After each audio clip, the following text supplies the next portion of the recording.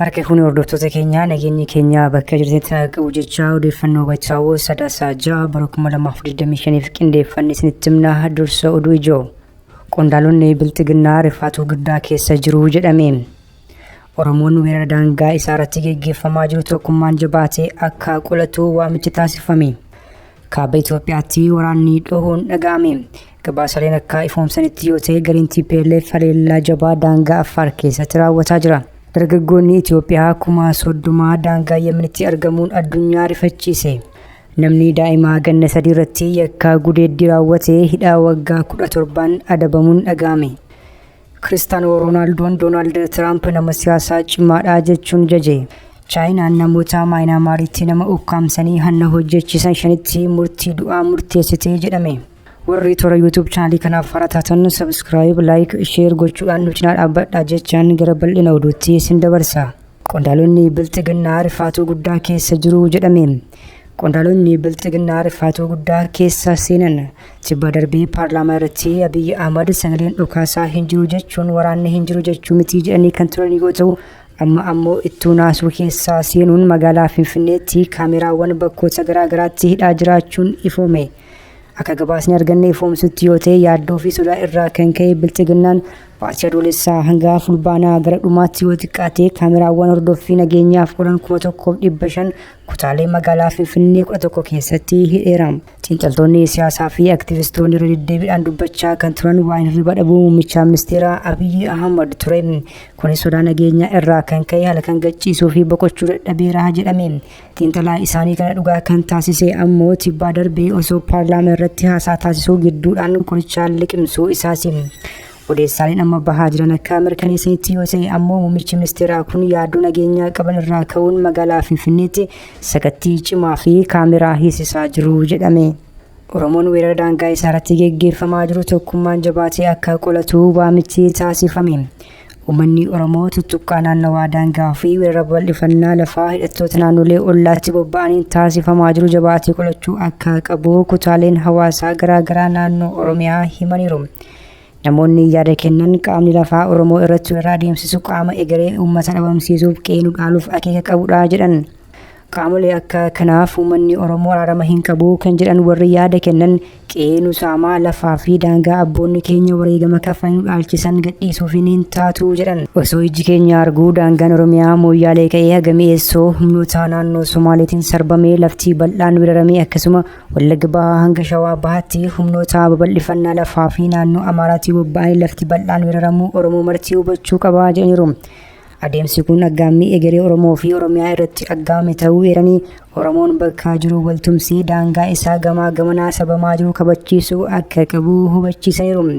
Otoo silaa mootummaa jabaa naatoo uummataa qabu qabaannee kun marti nurra hin gahu kan jedhan warri yaada kennan weerara daangaa Oromiyaa irra gaheef mootummaan kun seenaa keessatti gaafatama jalaa kan hin baane ta'uu hubachiisaniiru. Qe'een Oromoo hidhattoota naannoo ollaatiin akka hunkuramu kan godhe biltsiginnaa kana ta'uunis hubatamuu qaba jedhan. Kaaba Itoophiyaatti waraanni dhohuun dhaga'ame.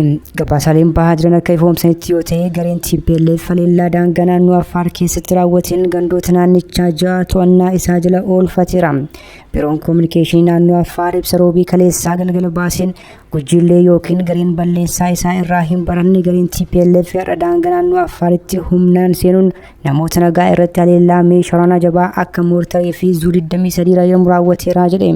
Ibsi kun gareen TPLF akkuma barame moortarii fi Zu-23 fayyadamuun namoota nagaa dhokaasaan tumuun akkuma barame uummata shororkeesseera jedhama.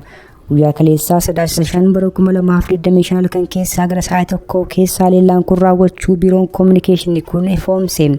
Gareen TPLF daangaa darbee namoota nagaa irratti dhokaasa banuu isaan waliigaltee Piriitooriyaas ifatti diiguu ibsa ibsi kun.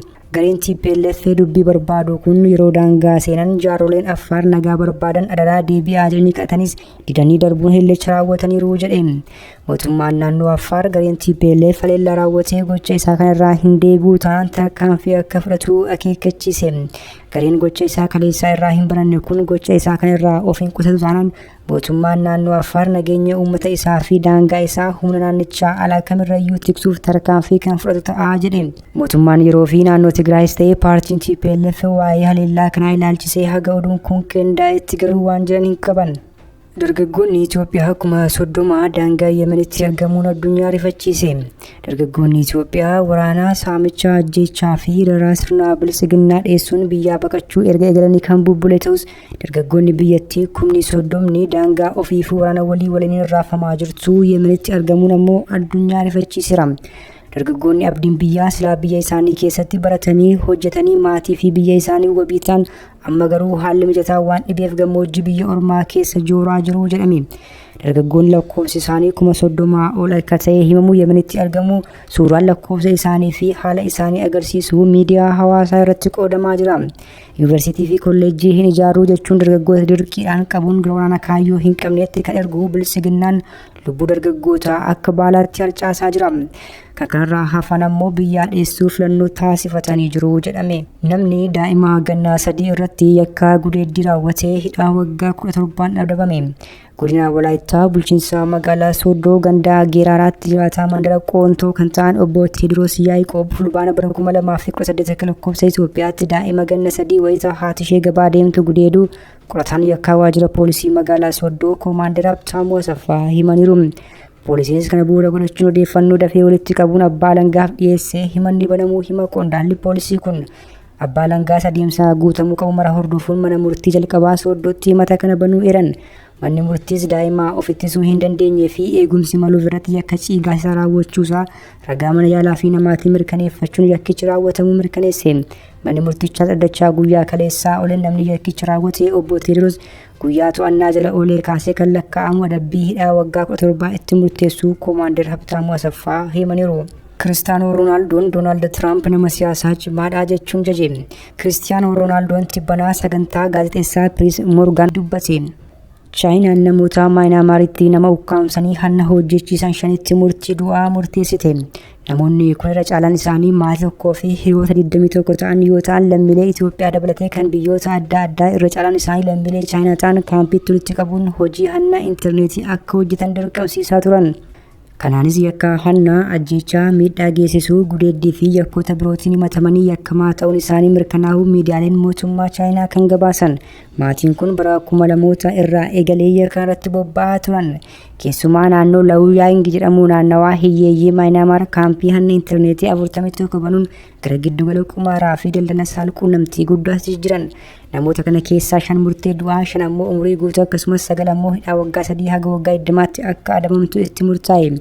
Hojii akka hannaa kanaan doolaarri biliyoona 4.1 tilmaamamu akka sassaabames eerameera. Murteen kun gareewwan yakka wal fakkaataatti bobba'an biroof akeekkachiisa ta'as jedhame. Hordoftoota keenya oduun sa'aatii kanaaf qabannee dhiyaannee kana gaammaatti hordoftan ture oduu biraan hanga walitti deebinutti nagaatti.